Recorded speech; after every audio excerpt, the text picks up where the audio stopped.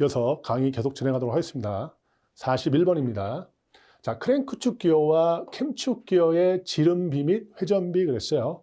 자, 지름비는 1대 2고요. 그 다음에 회전비는 2대 1. 크랭크축이 2회전 시 캠축은 1회전 한다라고 했어요. 요거는요, 제가 이제 그림을 그려드릴 테니까 직관적으로 여러분이 보시기 훨씬 더 편합니다.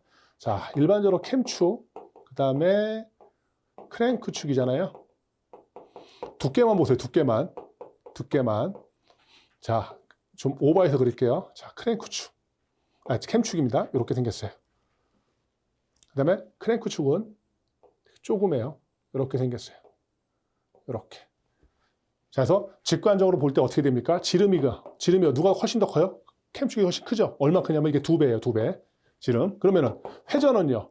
얘가 지름이 2배니까 얘 1회전 할 때 몇 바퀴 돌죠? 얘는 2회전 하겠죠. 그래서 1대 2가 된다. 그래서 요거 그림으로 직관적으로 여러분이 좀 판단하시면 좋겠습니다. 자, 문제 보겠습니다. 자, 사행정 기관에서 크랭크축 기어와 캠축 기어와의 지름비 및 회전비 물어봤어요. 지름비가 먼저 나왔죠? 앞에가 크랭크축이죠? 어디가 더 크다 했어요? 캠축. 그러니까 어떻게 돼요? 1대 2가 되고. 회전은 거꾸로 얘가 2바퀴 돌 때 얘가 1바퀴 돌겠죠? 2대 1이 되겠네. 답은 몇 번이죠? 3번 되겠네요. 다음 보겠습니다. 42번이에요. 피스톤과 실린더 사이의 간극이 클 때 영향 그랬어요. 이 이론은요, 제가 좀 설명한 다음에 바로 보도록 하겠습니다. 자, 여기 한번 보세요. 자, 여러분하고 저하고 약속했죠? 이 네모 직사각형 그림이 뭐라 했어요, 이거? 실린더. 그렇죠? 요 안에 쇠망치 있다 뭐라 했어요, 이거? 피스톤. 기억하죠? 그 다음에 이렇게 되고, 여기 지나가는 거. 이 커넥팅 노드. 그 다음에 여기는 크랭크축이라고 얘기했고, 그렇죠? 그 다음에 실린더 위에 이렇게 삼각형으로 생긴 게 연소실. 기억하는 거예요. 그리고 요거 밑에 뭐가 있냐면 이렇게 팬이 있어요. 이걸 뭐라 하냐 우리가 오일 팬이라고 그래요. 자, 근데 여기에 지금 42번의 주제는 뭐죠? 실린더하고 피스톤 사이에 뭐가 생긴 거예요? 간극이 생긴 거예요. 요게. 간극이 생겼다. 간극. 자, 이 간극이라는 말을 한마디로 하면 틈새를 얘기해요. 요거 틈새가 생기면 어떤 현상이 벌어지나 볼게요. 자, 틈새가 생긴다 그러면 여기를 이렇게 꽉 싸매는 거 우리가 밀폐성, 기밀성 그래요. 그 기밀성은 틈새가 있다 보니까 떨어질까요? 올라갈까요? 당연히 기밀성은 떨어지겠죠. 자, 기밀성이 떨어져요. 쫙 싸매고 이제 밀폐성 있는 게 떨어지게 되면 일반적으로 압력은 어떻게 되냐 이거죠.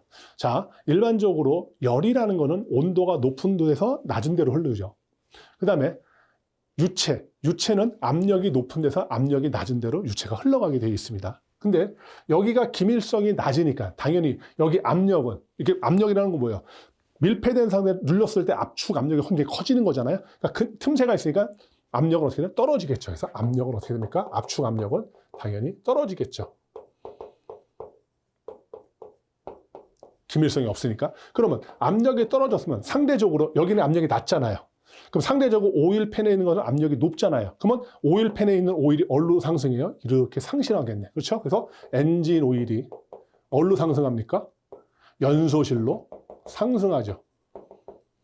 그러면은 연소실에서 엔진 오일은 상승되니까 소비가 많아지겠네. 그래서 그냥 엔진 오일의 소비가 많아지게 되죠. 그래서 이게 하나의 뭐예요? 키 센텐스가 되는 거예요. 다시 한번 설명드려요. 틈새가 생겼네요. 그러면 꽉 싸면은 밀폐성, 기밀성 떨어지겠네. 기밀성 떨어지면은 당연히 누르는 압축은 당연히 압축 압력도 떨어지고 압력이 떨어지면 상대적으로 압력이 높은 오일팬에서 오일이 상승하게 되고 그런 말미암아서 연소실에서 오일 소비가 많아지겠네. 그렇죠? 요거 하나, 요거 반드시 여러분 암기하고 계셔야 됩니다. 문제 중에 굉장히 많이 적용됩니다. 자, 그럼 다시 돌아가서 한번 볼게요. 자, 피스톤과 실린더 사이에 간극이 클 때 영향 그랬습니다. 틈새라고 그랬어요. 자, 먼저 블로바이 가스가 생겨 압축 압력이 낮아진다. 이 블로바이 가스라는 건 뭐냐면요. 그 피스톤하고 실린더 사이의 간극이 그 사이로 새는 연소 가스를 우리가 블로바이 가스라고 그래요. 그렇죠? 틈새가 있어야 생기는 거죠. 당연히 압축 압력 낮아지고요. 피스톤 링의 기능 저하로 인해 오일이 연소실로 유입되어 오일 소비가 많아질 것이고, 그다음에 피스톤의 슬랩 현상. 슬랩이라는 건 찰싹 때리는 거거든요. 피스톤하고 실린더 사이에 틈새가 생기다 보니까 어떻게 돼요? 서로 간에 부딪히는 게 많아지죠. 그래서 슬랩 현상, 찰싹거리는 소리가, 그래서 찰싹거리는 현상이 발생되는 거고요. 그다음에 기관의 출력은 당연히 좋겠어요, 나쁘겠어요? 당연히 나빠지겠죠. 다음에 엔진 오일의 수명이 어차피 단축되겠죠. 그렇죠? 자, 그럼 문제 한번 보도록 하겠습니다. 자, 1번, 피스톤과 실린더 사이의 간극이 너무 클 때 일어나는 현상을 물어봤어요. 자, 1번, 엔진 오일의 소비 증가. 벌써 답이 나와버렸죠. 1번이 답이죠. 자, 압축 압력은 어떻게 돼요? 감소되죠. 그 다음에 실린더 소결. 소결이라는 거는 이게 이제 불에 타서 단단하게 굳어지는 현상인데 그건 상관이 없고요. 다음에 4번 출력 증가도 상관없습니다. 자, 2번 보겠습니다. 다음 보기에서 피스톤과 실린더 벽 사이에 간극이 클 때 미치는 영향을 모두 나타낸 것 그랬어요. 자, 다시 한번 볼게요. 간극이 크다. 어떻게 된다? 기밀성이 떨어진다. 압축 압력 떨어진다. 상대적으로 압력이 낮아지니까 연소실로 엔진 오일이 올라간다. 연소실로 상승하고 엔진 오일의 소비가 많아진다. 됐죠? 자, 1번 볼게요. 자, A. 마찰열에 의해 소결되기 쉽다 그랬어요. 자, 마찰열이 생기려면 어떻게 돼요? 간극이 어떻게 해요? 커야 돼야 좁아야 돼요. 좁아야 마찰이 생기겠죠? 그러니까 이거는 간극이 작을 때의 어떻게 나타나는 성상이죠. 그래서 이건 틀렸고요. 두 번째, 블로바이에 의해 압축 압력이 낮아진다. 이거 맞죠? 블로바이, 실린더하고 피스톤 사이로 새는 연소가스를 블로바이라 했죠. 그래서 압축 압력이 낮아진다고 했고요. 자, C, 피스톤 링의 기능 저하로 인하여 오일이 연소실로 유입되어 오일 소비가 많아진다. 이것도 맞네요. 다음 D, 피스톤 슬랩 현상이 발생되며 기관 출력이 저하된다. 이것도 맞고. 답은 몇 번이에요? B, C, D니까 3번이 되겠네요. 아까 그거 나름대로 키 센텐스 반드시 정리해서 암기하고 계셔야 됩니다. 자, 43번입니다. 피스톤 링이 마모되었을 때 나타나는 현상. 이것도 제가 좀 설명한 다음에 여러분 보겠습니다. 자, 요게 이제 뭐냐면 제가 그린 게 뭐냐면 요게 실린더가 아니라 이게 피스톤이에요. 피스톤, 피스톤의 머리 부분을 제가 크게 그린 겁니다. 그러면은 여기에 뭐가 있냐면요. 이렇게 홈이 되어 있어요. 홈이 되어 있어서 여기다 이제 피스톤 링이라고 해서 이름을 이렇게 끼게 되어 있어요. 그래서 이렇게 되어 있는데 요 위에 끼는 링을 우리가 뭐라고 그러냐면 이건 압축 링이라고 합니다. 통상적으로 2개에서 3개가 설치됩니다. 그다음에 요 밑에 끼는 거를 우리가 뭐라고 하냐면 이걸 오일 링이라고 해요. 통상적으로 1개에서 2개 정도가 여기에 설치가 됩니다. 그래서 이 압축 링의 나름대로 역할은 뭐냐면요. 이거는 연소가스 새는 거를 막아주는 게 바로 압축 링의 역할이에요. 그리고 오일 링은요. 이 피스톤이 어디를 움직이죠? 실린더 내를 움직이죠. 그럼 실린더 내에 뭐가 있냐면 오일이 쌓여있어요. 그 오일을 긁어주는 역할을 하는 게 뭐예요? 오일 링의 역할이에요. 근데 아까 앞에서 본 것처럼 뭐예요? 피스톤 링이 뭐가 됐대요? 마모가 됐다 그랬죠. 여기가 뭐가 됐어요? 마모가 됐대요. 마모라는 얘기는 닳아서 뭐예요? 없어지는 거죠. 닳아서 없어지는 것. 이게 마모잖아요. 그러면 닳아서 없어지면 당연히 여기에 뭐가 생길 거예요? 당연히 간극이 생기겠네요. 즉 틈새가 생기겠네. 그러면 틈새가 생기면 우리 다시 한번 써볼게요. 그냥 간극이 생기면 어떤 일이 벌어진다? 우리가 말 그대로 그 밀폐성 싸매는 거 그거 어떻게 해요? 기밀성이 어떻게 된다? 떨어진다고 그랬고, 그렇죠? 기밀성이 떨어짐으로 말미암아서 압력은 어떻게 된다? 낮아진다고 그랬고, 압력이 낮아짐으로 말미암아서 어떤 일이 벌어졌어요? 오일팬에 있는 엔진 오일이 어디로 된다? 엔진 오일이 연소실로 상승된다 그랬죠? 연소실로 상승되고, 그러므로 말미암아서 엔진 오일의 소비가 어떻게 된다고 그랬어요? 많아지겠네요. 소비가 많아지겠네. 그래서 요런 또 키 센텐스를 그대로 쫓아가네요.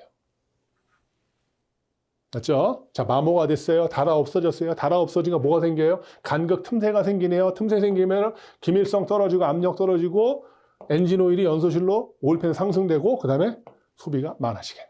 그렇죠? 이것도 하나 기억해 놓으시기 바랍니다. 그래서 요거는 제가 피스톤 링 때문에 한번 설명을 다시 드린 거예요. 자, 그럼 다시 한번 돌아볼게요. 피스톤 링이 마모되었을 때 나타나는 현상. 틈새가 생긴 건 거의 똑같다 그랬어요. 저 먼저 기관의 압축 압력은 어때요? 저하되겠네. 다음에 기관에서 엔진 오일 연소실로 올라오겠네요. 다음에 엔진 오일의 소비량이 증대된다. 맞죠? 다음에 기관의 배기가스 색깔이 회백색이다. 요거 하나 체크해 놓으세요. 기관의 배기가스 색깔. 엔진 오일이 연소가 되면 무슨 색깔 띠냐면 회백색 띠예요. 회백색. 요거 하나 체크해 놓으시기 바랍니다. 되셨죠? 자, 그럼 이제 문제 볼게요. 1번. 디젤 기관에서 압축 압력이 저하되는 가장 큰 원인은 왜 그렇다고 했어요? 1번 냉각수부죠. 2번 엔진 오일 과다. 3번 기어 오일의 열화. 4번 피스토닝의 마모. 다 몇 번이에요? 피스토닝의 마모 4번. 뭐 설명 드릴 것도 없어요. 자, 2번 기관에서 엔진 오일이 연소실로 올라오는 이유. 자, 1번 피스토닝의 마모. 2번 피스톤 핀의 마모. 3번 커넥팅 로드 마모, 4번 크랭크 축 마모. 답 뭐예요? 피스톤 링의 마모라였죠. 답 1번. 자, 3번 엔진의 윤활유 소비량이 과다해지는 가장 큰 원인은 왜 그렇다고 그랬죠? 마모, 틈새가 생겨서 그렇다고 그랬죠. 거기에 관련된 게 있나 볼게요. 1번 기관의 관행 상관없고요. 2번 피스토닝의 마멸, 마모, 마멸. 답 2번이 되겠네요. 3번 오일 여과기 필터 불량, 4번 냉각 펌프 손상. 그래서 반드시 그거는 좀 정리해 놓으시기 바랍니다. 자, 44번이에요. 디젤 엔진이 실화되면 일어나는 현상 그랬어요. 자, 뭐래요? 엔진의 회전이 불량해진대요. 자, 일반적으로 우리가 실화라고 하면 우리가 이제 미스파이어라고 합니다. 미스파이어라고 하는데 이 실화는 쉽게 얘기하면요. 불완전 연소를 의미합니다. 연소가 제대로 되지 않는 거예요. 그러면 우리가 앞에서 배웠던 4행정 사이클, 흡입, 압축, 폭발, 비길 때 폭발 행정, 즉 연소 팽창 행정이 이루어지지 않는다는 거죠. 그러면 우리가 연소가 이루어지기 위해서 맨 처음에 연료 에너지, 경유가 압축 행정일 때 얘가 열을 흡수하게 되죠. 그래서 열 에너지를 가지고 있다가 여기에 말 그대로 연료를 안개와 같이 뿌려가지고 연소가 일어나면서 거기서 나오는 힘을 가지고 피스톤의 왕복 운동이 크랭크 축을 회전시키고 그 회전으로 말미암아서 동력 전달 장치까지 전달이 돼서 최종적으로 바퀴가 움직이게 되잖아요. 그럼 결국 열 에너지가 피스톤의 왕복 운동과 크랭크 축의 회전 운동으로 뭘로요? 운동 에너지로 변환이 되는 거잖아요. 연소 폭발 행정 때, 연소 팽창 행정 때. 근데 불완전 연소가 이루어진다는 거는 결론적으로 하면 열 에너지가 운동 에너지로 된다는 거야, 안 되는 거야? 안 된다는 거죠. 그럼 결론적으로 얘기하면 피스톤의 왕복 운동을 통한 크랭크 축의 회전 운동이 이루어지지 않는다는 거예요. 그럼 결론 엔진의 회전이 안 된다는 거죠. 그래서 회전이 불량해진다는 거예요. 좀 어려울 수 있는데요.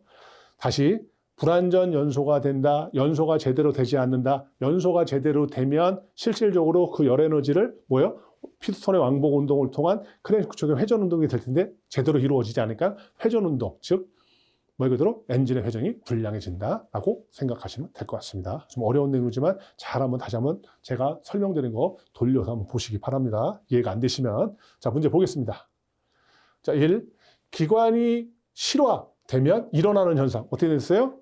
열 에너지가 운동 에너지로 전환이 안 된다고 했어요. 그래서 회전이 불량해진다. 답 몇 번이에요? 4번이 되겠습니다. 자, 45번이에요. 자, 크랭크 축입니다. 크랭크 축.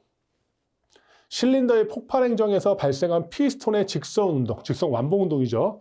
커넥팅 노드를 통해 회전 운동으로 변환시켜 주는 게 뭐예요? 크랭크 축입니다. 자, 크랭크 핀, 암, 전월, 평형추 등으로 구성되어 있다. 크랭크 핀, 암, 전월, 평형추 등으로 구성되어 있다.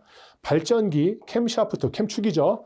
워터펌프, 물펌프, 플라이 휠 등은 크랭크 축의 회전에 따라 뭐한다? 작동된다라고 우리가 일반적으로 얘기를 합니다. 자, 문제 보겠습니다. 1번. 기관에서 크랭크 축의 역할 뭐랬죠? 회전 운동이죠. 회전 운동. 답 몇 번이에요? 3번. 직선 운동. 피스톤의 직선 운동을 회전 운동으로 변화시키는 장치다라고 얘기를 했고요. 다음 2번. 건설기계 기관에서 크랭크 축의 구성 부품이 아닌 걸 물어봤어요. 크랭크 핀, 크랭크 암, 그 다음에 전월, 평형축 같은 거겠죠. 자, 1번 크랭크 암, 2번 크랭크 핀, 3번 전월, 4번 플라이 휠. 다 몇 번이에요? 4번. 이 플라이 휠은 뭐예요? 엔진의 구성 부분이지 크랭크 축의 구성 부분이 아닙니다. 자, 3번입니다. 기관에서 크랭크 축의 회전과 관계없이 작동되는 기구는 그랬어요. 자, 1번 발전기, 크랭크 축과 함께 작동되죠. 2번 캠축, 마찬가지. 3번 워터펌프, 4번 스마트 모터. 자, 스마트 모터. 요거는 뭐로 작동이 됩니까? 축전기, 전기로 작동되죠. 그래서 이거는 크랭크 축의 회전과 상관없이 작동이 되는 거죠. 답은 4번 되겠네요. 자, 46번입니다. 디젤 엔진의 시동 불량 원인이에요. 자, 시동이라는 건 뭐예요? 최초로 힘을 가해서 차량이 움직이게 하는 거 우리가 시동이라고 그러잖아요. 근데 시동이 안 걸리는 거죠. 시동이 안 걸리는 건 왜 그럴까요? 맨 처음에 최초로 가한 힘을 크게 했을 때 안 걸려요? 약하게 했을 때 안 걸려요? 그래서 약하게 했을 때 안 걸리겠죠? 그래서 이 시동 불량 원인을 판단할 때는요, 반드시 두 개의 키워드를 가지고 판단을 해야 되는데, 첫 번째가 뭐냐? 최초로 가한 힘이 어떻게 됩니까? 충분해야 돼요? 아니면 부족해야 돼요? 그죠? 부족할 때 시동이 안 걸리겠죠. 그렇죠? 그다음 두 번째, 최초로 가한 힘은 충분했어요. 근데 여기다가 지속적으로 계속 힘을 가해줘야만 이 시동이 유지가 될 거 아니에요?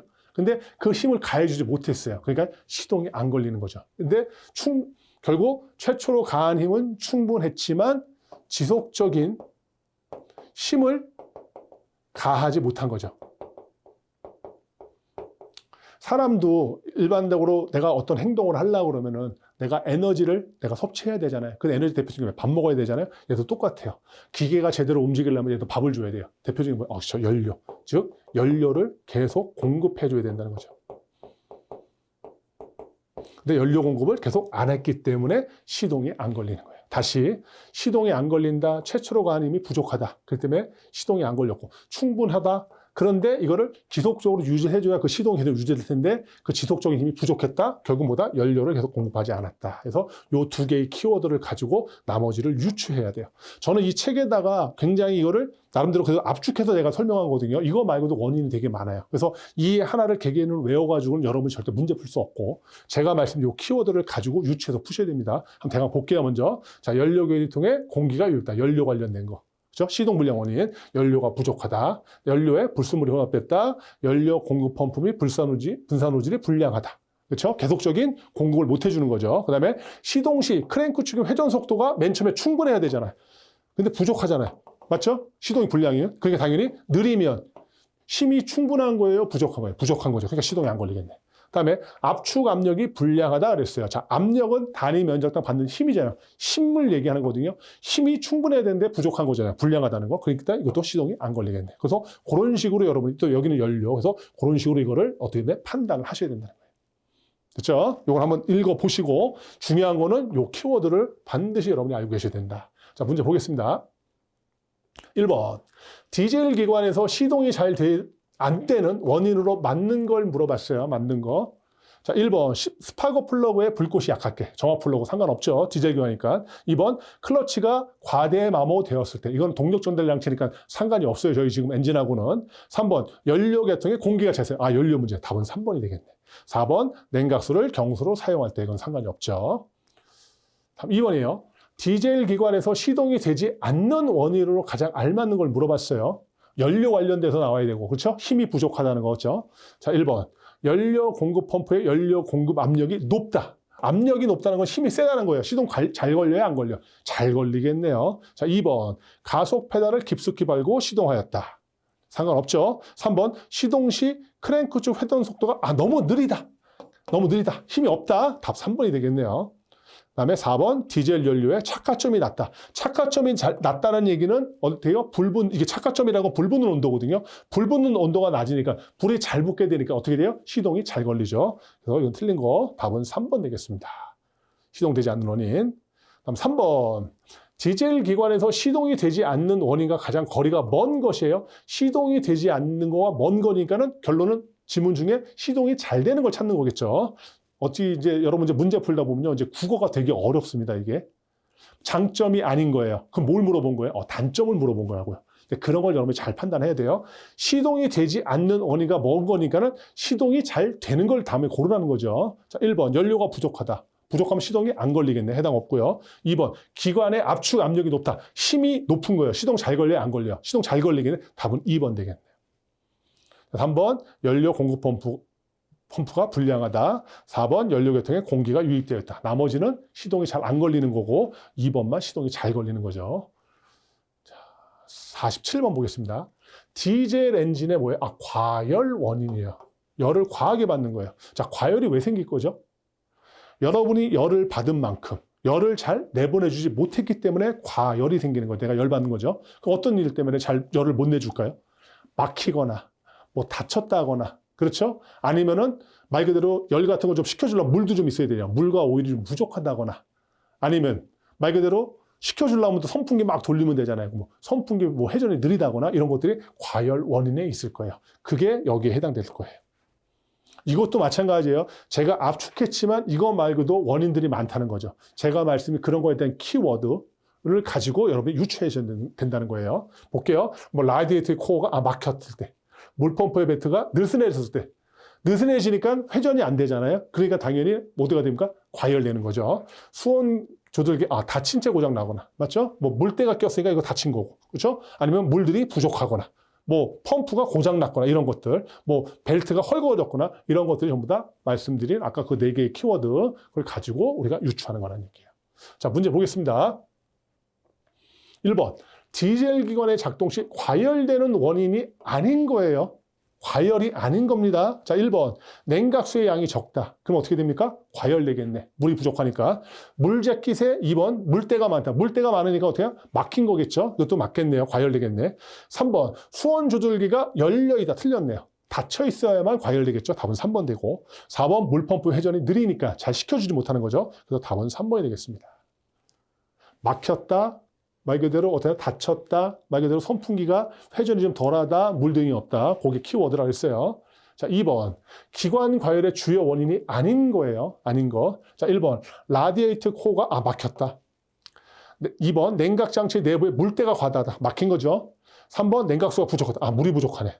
4번. 엔진 오일량이 과다하네. 답 몇 번이에요? 4번. 엔진 오일량인 건 액체잖아요. 그러다 보니까 열도 좀 식혀줄 수 있겠네요. 답은 4번이 되겠네요. 자, 3번. 기관이 과열되는 원인이 아닌 거예요. 자, 1번. 물재킷 내의 물때 현상. 막힌 거죠. 2번. 팬벨트의 장력이 과다. 자, 팬벨트의 장력이 당기는 힘이 강하대요. 그러면 어떻게 과다가 되면 선풍기를 잘 돌려줄 수 있어요? 아니면 못 돌리겠어요? 잘 돌리겠죠? 그러니까 당연히 과열이 안 되겠네. 답은 2번 되겠네요. 다음에 냉각수. 물이 부족하다. 무리한 부하운전 좀 상관없고요. 답은 2번 되겠습니다. 다음 48번이에요. 디젤 엔딩의 이 모액은 진동의 원인이에요. 지금 막 떨린단 말이에요. 왜 떨릴까요? 이건 키워드가 딱 하나예요. 왜 떨리겠어요? 그렇죠. 균형이 안 맞아서 떨리죠. 즉 대칭이 안 되기 때문에 떨리는 거죠. 균형이 맞으면 떨려요, 안 떨려요? 안 떨리죠. 균형이 어그러졌을 때 나름대로 기울도가 없어서 떨리는 거죠. 그래서 진동의 원인은 뭐냐? 균형이 안 맞거나 대칭이 안 됐을 때가 진동의 원인이다. 이게 하나의 키워드예요. 이걸 가지고 또 유추하시는 거예요. 분사식이 분사 간격이 다르다. 피스톤 및 커넥팅 로드의 중량차가 크다. 차이가 크다. 균형이 안 맞는 거죠. 각 실린더의 분사 압력과 분사량이 다르다. 4기통 엔진에서의 한 개의 분사 노즐이 막혔다. 4개인데 하나가 막히니까 균형이 안 맞는 거고, 연료 분사 노즐에 불균일이 있다. 이 불균일도 이제 균형이 안 맞는 걸 보시면 됩니다. 그래서 요게 하나의 키워드를 가지고 문제를 여러분이 푸셔야 되는 거예요. 문제 보겠습니다. 1번, 디젤 기관의 진동 원인과 가장 거리가 먼 것 그랬어요. 먼 것. 자, 1번, 분사식이 분사 간격이 다르다. 균형 안 맞는 거죠. 2번, 각 피스톤의 중량차가 크다. 이것도 맞죠. 3번, 각 실린더의 분사 압력과 분사량이 다르다. 맞죠? 4번, 윤활 펌프의 유압이 높다. 자, 윤활 펌프의 유압, 압력이 높은 거하고 진동하고 상관이 있다 없다? 없는 거죠. 답은 4번이 되겠네요. 나머지는 다 뭐예요? 대칭이 안 되고 균형이 안 된다는 건 일맥상통하는 거죠. 다음 2번. 디젤 기관에서 발생하는 진동 원인이 아닌 건 물어봤어요. 자, 1번.